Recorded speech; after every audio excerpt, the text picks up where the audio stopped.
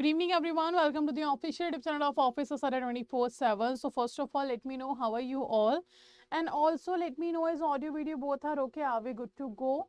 So, this is our session regarding your IFS subject, in which we are discussing your each and every module, or I can say in every session we are taking one particular module in detail.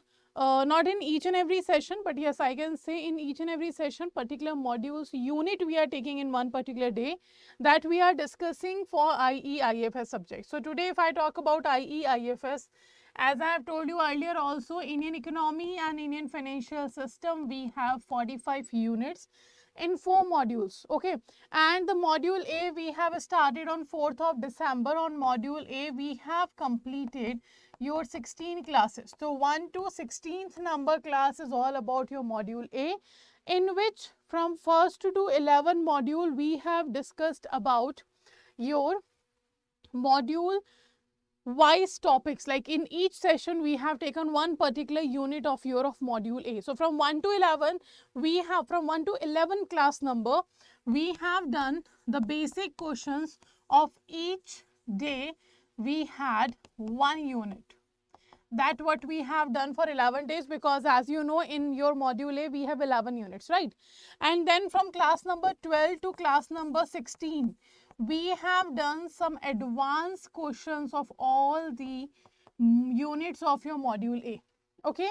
So it is very important for all of you to do check all the sessions of your IFS subject that we have completed on module A. So today we are going to start your module B. As you know, there were 11 units in module A and we have completed all the units. So today it's the first class, or today it's the first day in which we are talking about your module B. So we will be talking about module B. It is the module B's class number 1. If I talk about module B, it have total units from unit number 12 to 19. So 12 to 19 units will come under your module B of IFS, and today we are talking about class 1. It means we will be talking about the unit number 12 of your module B. That unit we will be discussing. So do remember, today we are starting your module B of IFS. Be connected with the channel always, so that you do not have to miss any session. And those who are joining the session for the first time, I would like to inform you, do make sure that you check the playlist on Office of Adda 24/7, because in playlist we have all the sessions recorded available for all of you, because the module A and module B both are the part of your Indian economy, and if they are the part of Indian economy, you have to cover these two modules together, okay? So let's start, and today's first session we will be having of, one second, we will be having of module B unit number 12, that named as fundamentals of economics, micro and macroeconomics, and the types of economies. So these are the subtopics that we have to cover in this particular unit. So we are talking about module B. It is the class 1 of module B, in which we are talking the unit number 12, okay, because your module B start from the 12th class. So let's just start here. Before moving forward to the questions, let's have a certain understanding of the topic. First of all, when I talk about the fundamental of economics, it means we have to understand the basics of economics. First of all, when we talk about economics, what it is? Economics is simply a study of economy. When you study economy, that is your economics. So economics, you guys always heard about this term as a subject, Hana? You have studied economics as a subject. So economics is what? A subject, and if it is a subject, something we are studying in it. So what we are studying economy in the economics. So study of economy is economics. Now, why it is important to study the economy and what actually the economy is? Economy is a system in which production, distribution, consumption of goods and services will be done. So economy is a system where we are doing production, consumption, and distribution of goods and services. And when we study these three, that is known as your economics. Now, what is the need of studying the production, distribution, consumption of goods and services? Because Not only India, but also all the countries in the world, they are facing the problem of limited resources. Each country have limited resources, or we can call it a scarcity of resources, and there is unlimited needs and wants. It applies to individual household, it applies to individual country, it applies to whole world. Like every country, every household is facing this situation. Like they have a limited resources, but their needs and wants are unlimited. So somehow we have to find out the way by which we will make sure that this limited resources and this unlimited needs and wants will be fulfilled. So how to make this equal, how to make maximum needs of the population satisfied? For that we have to find out the method, like how to distribute or how to allocate these limited resources so that we will fulfill the maximum needs and wants. And when we try to find out this way, what to do, how to allocate the resources, there the economics comes. So economics study how the resources will be allocated so that the needs and wants will be fulfilled of the people. Okay, that's your economics. Okay, so this is the basic fundamental we have discussed. Apart from that, there are two branches of economics, that is micro and macroeconomics. Microeconomics simply means that economics in which you are talking about the individual person. So the study of individual person is known as your microeconomics. Let's say when you study individual person, individual company, individual entity, that all will be known as your microeconomics. And macroeconomics is the study of economy as whole. When you study whole economy together, that is known as your macroeconomics. It means when you combine the needs of the nation, when you combine the wants of the nation, and then you study that, how to allocate resources to them, that is known as your simple the macroeconomics. So microeconomics is study of individuals, macroeconomics is the study of economy as a whole. Now types of economies we are talking about. So types of economies have been divided as per the category. When we talk about the economic system, we have capitalistic economy, we have socialistic economy, we have mixed economy. They are also known as what? They are also known as your economic system. Okay, so first when it comes to the economic system, that is capitalistic economy. Capitalistic economy is a type of economy which is running by private industries. So that economy which run by private industries, it's capitalistic economy. Socialistic economy is the economy which runs by the government. Like the government is running the economy, that's your capitalistic economy. When both government and private both are running economy together, that is known as your simply mixed economy. So when we talk about capitalistic economy, socialistic economy, mixed economy, it always about who is running the economy. Now when we say capitalistic economy run by the private industries, can we say that the private industries are deciding law and order of the country? Let's say just imagine India is a capitalistic economy. So is it possible Mr. Ambani and other Mr. Tata and all these big industrialists will be making the law and order of the country? Obviously not. The law and order of the country will always remain with the government, doesn't matter what type of economic system you have. So what does this mean? Like capitalistic economy run by private industrialists, socialistic economy run by government, mixed economy run by both. What does this mean? It means there are three major economic decisions of every economy.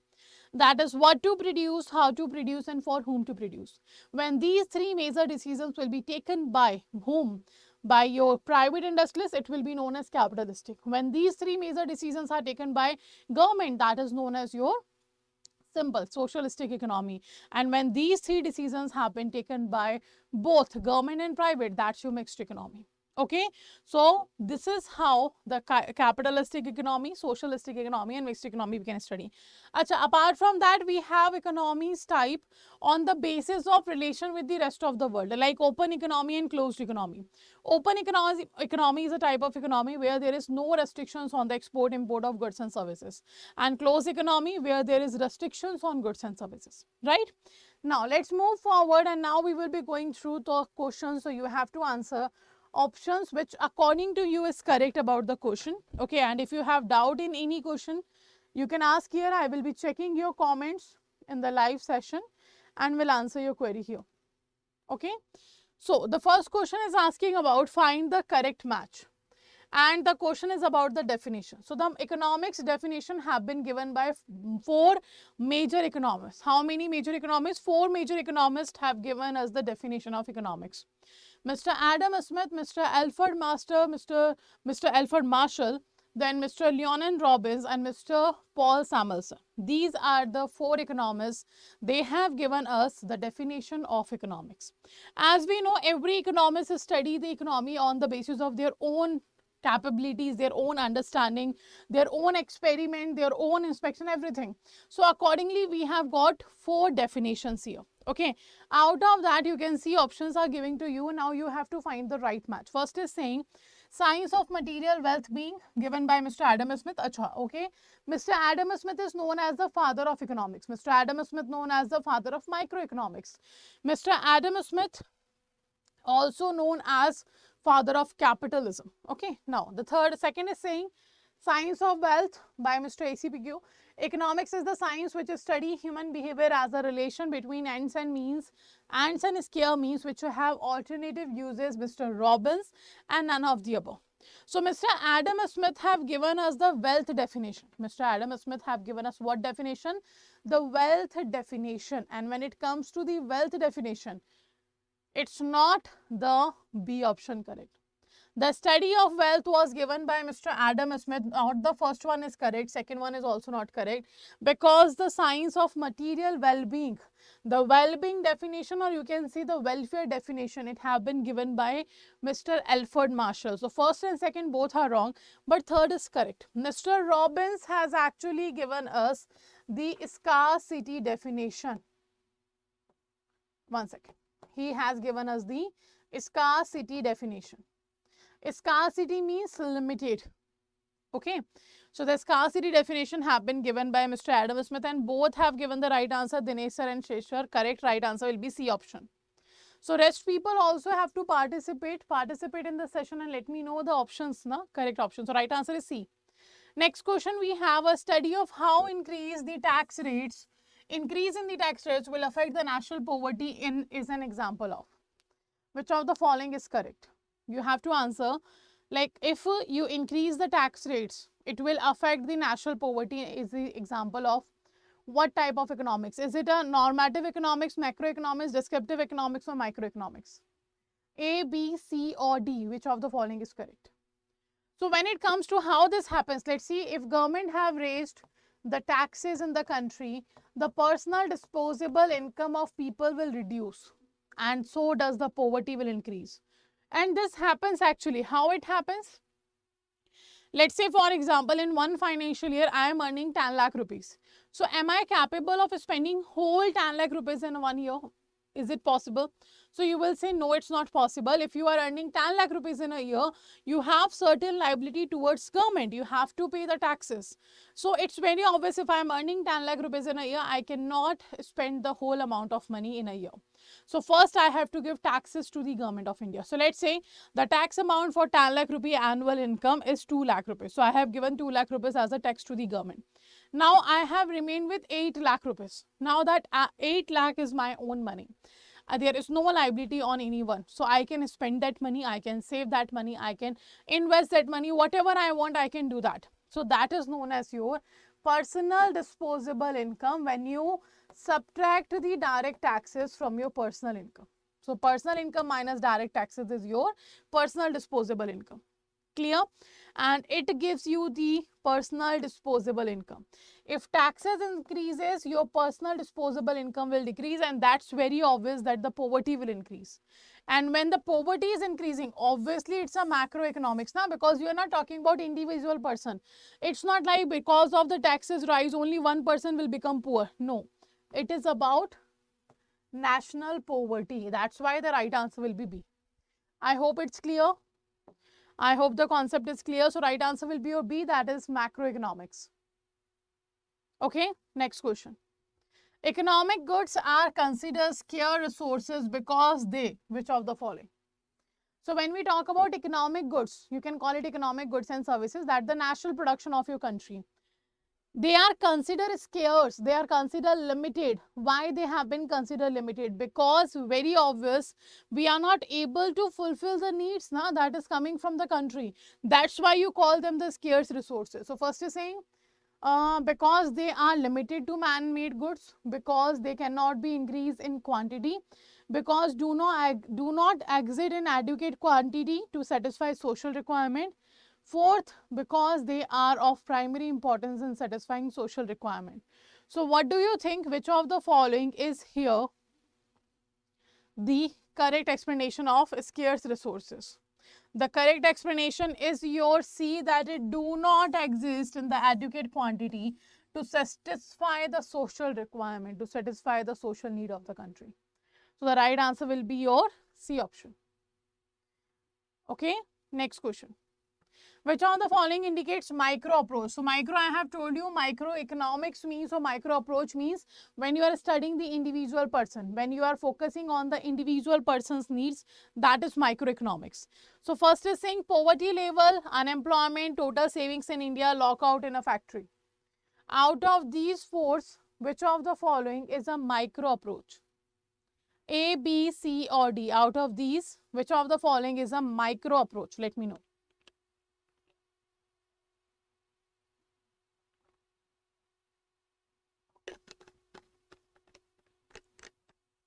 Okay, when you talk about the poverty level, it's not at individual, it's at the national level. This cannot be. Unemployment is also a national level concept. Total savings in India is also a concept of macroeconomics. So the right answer will be your D. That is lockout in a factory. Because micro approach, when you are talking about individual person, individual firm, individual entity, not about the whole economy. It's not about the study of whole economy. Study of whole economy is a part of your macroeconomics. So your poverty level, you are not calculating the poverty level for one person. You are calculating poverty level for whole nation. Similarly, the unemployment will be defining the whole nation's people who are not getting job, and the total savings in India is obviously everybody's savings you are calculating. So the right answer will be D. That's the micro approach. It's the example of your micro approach. Okay, right answer is D. Next question. In a free market economy, the allocation of resources is determined by. Now, what is free market economy? When you talk about free market economy, what does it mean? It is the capitalistic economy. You can call it capitalistic economy. You can call it, when you talk about the market economy, free market economy, you can call it capitalistic economy. You can call it laissez-faire economy, where the private industrialists are deciding what to do and what not to do. And in this situation, they only go with the market forces. And what are the market forces? The demand and supply. The market forces are demand and supply. And when you decide what should be provided, what should be the supply, what should be produced, etc., on the basis of the demand and supply, that's your market economy. It means by consumers' preference, by their demand and wants, by their markets factor cost, or not the cost, sorry, market forces, demand and supply. That's your free market economy. So the right answer will be your B. Your right answer is B. Okay, next. Which of the following would be considered a disadvantage of allocating resources using a market system? The disadvantage we are having.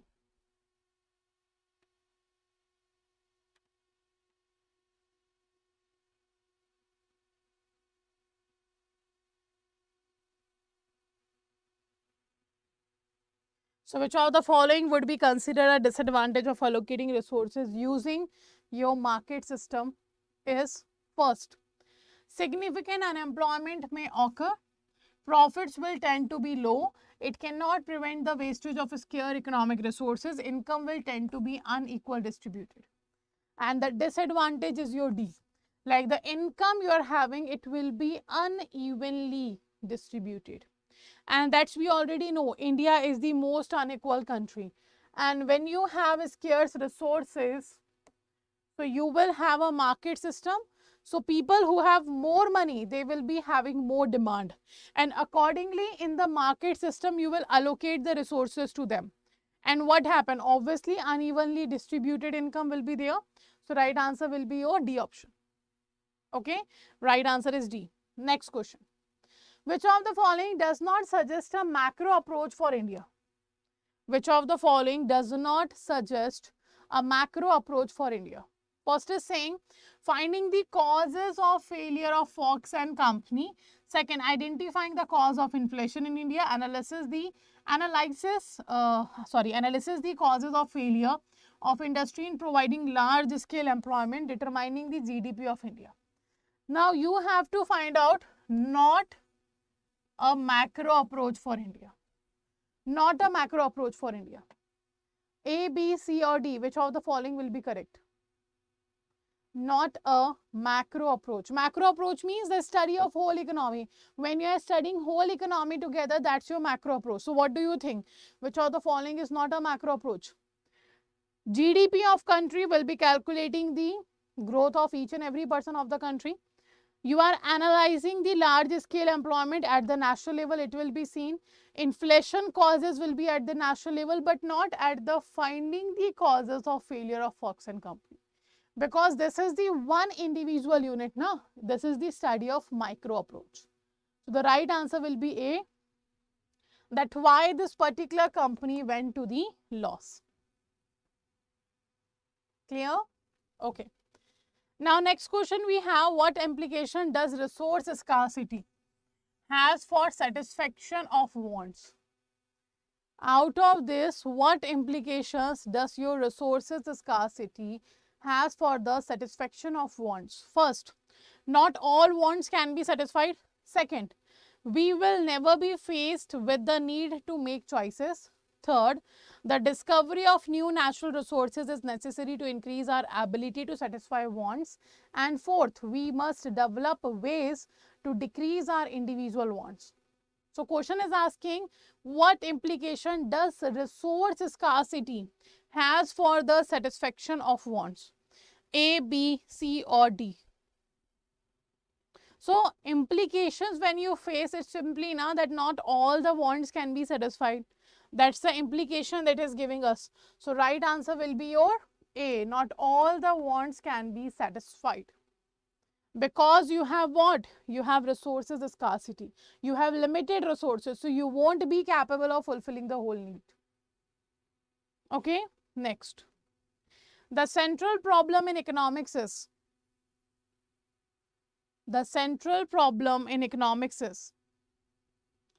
first, guaranteeing a minimum level of earning for every citizen. Second, evaluating and comparing the success of market and command economies. Third, guaranteeing the production occurs in the most profitable way. Fourth, allocating the scarce resources in a way that society's unlimited needs and wants are satisfied as well as possible. So you have to answer the central problem. So first of all, there are three major economic problems every country faces. What to produce, how to produce, for whom to produce. Okay, these are the major economic decisions. And when you're talking about the central problem in economics, it is what? Finding out the right way to allocate the resources so that you will fulfill the needs and wants of people at the maximum level. Okay, every economy have unlimited needs and wants and limited resources. Every economy have this problem. It's not like only India is having this problem. USA, China, Russia, every country is having the same problem, that they have scarce resources but unlimited needs and wants. So how to fulfill that? Simply by allocating the scarce resources in a way that the society's unlimited needs or wants are satisfied as well as possible to fulfill. So right answer is your D. Clear? Next question. Next is talking about which of the following is not a microeconomic subject matter. It means again the individual study matter is not involved. The quantity of mangoes produced for the mango market, the national economy's annual rate of growth, the cost of producing fire truck for the fire department of Delhi, and the price of mangoes.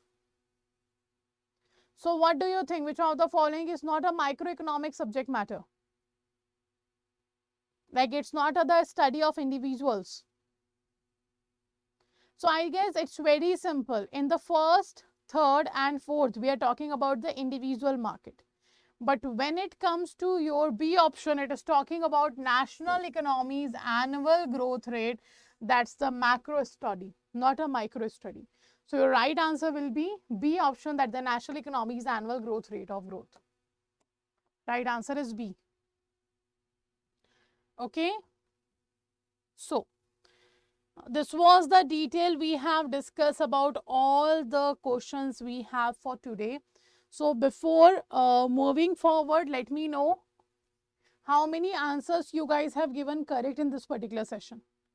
How many answers you guys have given correct in this particular session? Let me know. And those who always watch recording of the session, do let me know in the comment section after you complete the video, like how many answers you have given correct. Okay. And if you have any kind of doubt in any question or topic or understand to the way of understanding, you can always write in the comment section. Okay. Because I will check your comment and accordingly I will help you out. Done. So now apart from that, if you want to go for the detailed study, you can see the Achievers batch is already available. It started from 8th of December. It will be providing you a lot of things, a lot of benefits here. Like you will get the conceptual classes, that is live conceptual class. Apart from that, you will also get here the benefit of your class PDFs, 24/7 recording. Apart from that, you will get here your topic wise mock tests, full length mock tests and ebooks as well. So all these benefits will be available in the Achievers batch. Apart from Achievers batch, you also have a JAIIB Mahapack 2.0 in which you will have all the benefits of Achievers batch plus some additional benefits. Like first, you will have here the all upcoming batches enrollment. Once you enroll in the Mahapack, all the upcoming batches will be enrolled automatically to your account. Second major benefit, you have mini and Maha marathons for all the subjects will be available. And these benefits are in the Mahapack 2.0. So how to enroll in these batches? For that, first you have to download the 24/7 application. After downloading application, just go to the applications homepage. Let's say this is the home page of your application and there you will find the exam category. Okay, this is the home page and you can say you will find here the exam category and we have to go in JAIIB CIB exam category. Like this is the exam category, click here, then go to the JAIIB May 2024, go to the view all option and you will find all the batches that is available here. Mahapack, individual batch, comprehensive batch, everything is available. And because today is 25th of December, so all we know that today is Christmas. So first of all, Merry Christmas to all of you. And that's why there is an offer going on. First, if you talk about the Mahapack, there is a 81% discount plus the double validity. And in all the batches, you have 81% discount. So the value for money right now is your Mahapack. How to enroll? Just click on the product, do check the validity, do check the offerings of the product, click on the buy now option and you can see if you use this code, you will get 77% discount. But for maximum, you can use the code Y496, click on apply and you will find here 80% discount. The 1% additional discount will also be available if you use the same code on application. It means 81% discount, 1 year validity and the coupon code will be Y496. Clear? So this is how you guys can enroll in the Mahapack 2.0. Apart from that, the same process can be used to enroll in any individual batch, individual subject batch if you want, or a comprehensive batch. And do remember, Mahapack is value for money right now because it is giving you 1 year validity. In this in the Achievers batch, you will get 9-month validity, and in Mahapack, you are getting revision batches, power pack batches, case study batches. But if you enroll in the Achievers batch in the future, that you have to purchase individually. So accordingly, decide by checking all the benefits here. Okay, and apart from that, if you want to join the YouTube sessions on regular basis, for that you have to subscribe the Officers Adda 24/7 channel and press the bell icon so that all the upcoming sessions notification will be given to you. And if you want to join the IE, IFS and PPB classes, so I will be taking care of both subjects. PPB classes are going on in the morning at 6 AM Monday to Saturday and IE, IFS going on in the evening 7 PM Monday to Saturday. And to watch these sessions, you have to subscribe the channel. Okay. Apart from that, if you haven't seen the earlier session, do make sure you subscribe the channel. Go to the playlist. All the recordings are available. You can check there. Okay. So this is all for today. Very well done, Shesh Mishra sir. That's a very good score. And let's end here. And before ending this session, a Merry Christmas to all of you and have a good time. Apart from that, do not forget to check the offer as well. Thank you everyone. Take care.